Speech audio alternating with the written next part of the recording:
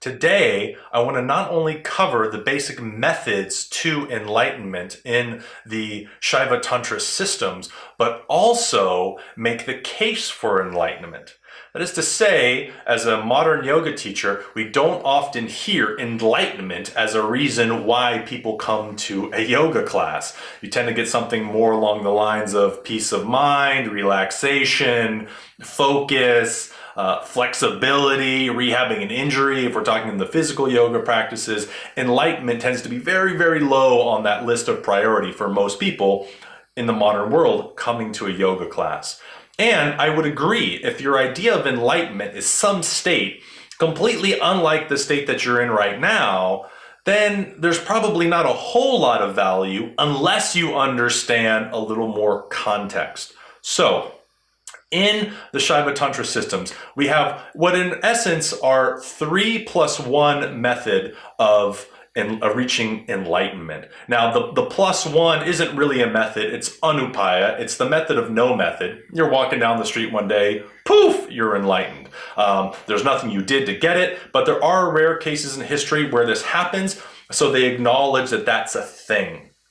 But the other three are really what are important and what we'll focus on. So the first method is Anavopaya. This is the method of the everyday person. So if you're a beginner on the spiritual path, new to yoga, new to these types of things, you'll find a lot of value in Anavopaya practices. This is also a place that absorbs all these other practices. So Shaiva Tantra, while they believe in their system, they're okay with absorbing other practices, other systems, but they tend to fall in this realm of Anavopaya. And that includes Hatha yoga, Raja yoga, these other yogas that are very familiar in the West.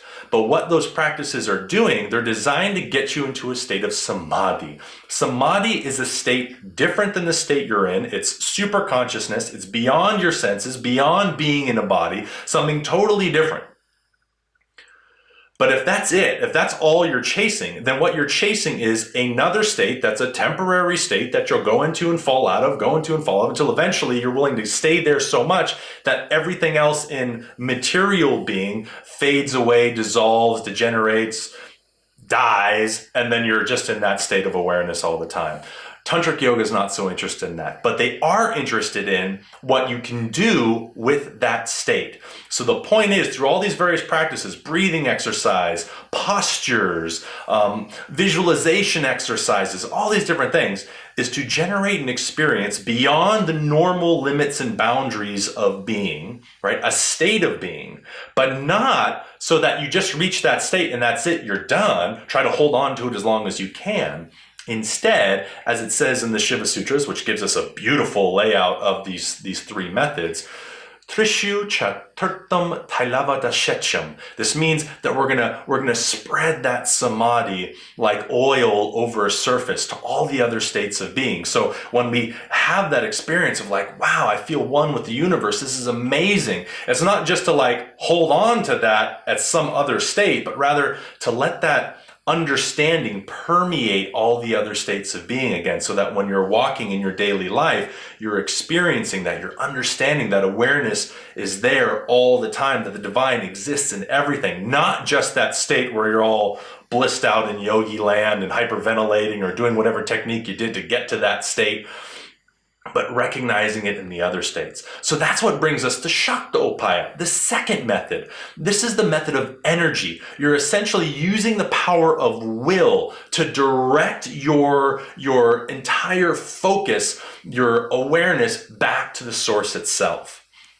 Now, this method really only works if you've had an experience of that before, or, as the tradition states, you could have a teacher that's been there before so they can guide you there through a particular practice or through a mantra, because in essence, the power to direct your attention back to source is the same force of mantra, the mantra virya. It's the power of vibration to direct us back to the realization of the unity with source, with all things. But if you've never really experienced that before, how could you direct your mind there? If you've never been there, you don't know how to get there. So that's what Anavopaya is for, is sort of creating these experiences of otherness so that you know, in essence, kind of what what that realization is, but then Shaktopaya is the capacity to direct your awareness there while in any other state. And in particular, the state of waking consciousness. So as a gross oversimplification, I'm in an argument with someone, I'm really upset, I feel disconnected, they have different beliefs than me, political views, and I'm like, ah! Shaktopaya is the capacity to cut through all of those stories, all of those vikalpas, and connect in the moment with anything and everything around you. Within you, outside of you, all of it, and recognize its central unity. Now, Shambavopaya, this third method, which is really the first method, is one of, it's a method because you do something, but really there's no real effort here. It's simply a relaxation into your being. So the methods are things like look into your heart and realize you're one with the universe. Penetrate through all of the various elements that constitute being, all the way to the source element, which is Shiva, just a word for everything, and realize that you are that. Right? And if you're like, okay, I don't feel anything, well then like Shambavopaya is not for us yet.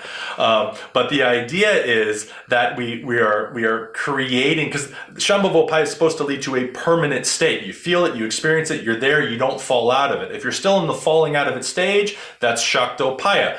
Direct your attention there, but then you still fall out of it. And then you've got Anavopaya to do all these things to stimulate experiences that you can then utilize to spread over the other experiences of being. Now, why, ultimately going back to the beginning, why does any of this matter? Why would enlightenment matter? Well, embodied enlightenment, and even just the little experiences of, does matter in our modern daily lives. Because we are so caught up, we are so full on with our lives right now. We're seemingly more connected than we've ever been, although we're quite distant in certain ways. But because of the things like the internet, we're constantly being bombarded with input, with information, with ads, with all of this stuff. We're constantly externalized. Coming back to ourselves and being connected is so important and so valuable given the way our modern lives are. In particular, even just looking at our political and social situations in not only the United States, but the whole world right now, the capacity to cut through the nonsense, to cut through the division, and simply be aware of your relationship and intimacy with everything, your connection with everything, the divinity of everything, changes your life. It changes the way that we approach life, the way that we interact with things and with people and with ourselves. And it adds a value to our lives in a way that no amount of flexible hamstrings or even relaxation, right? Because relaxation is something that can be disturbed. We want to be able to recognize connection in relaxation and agitation.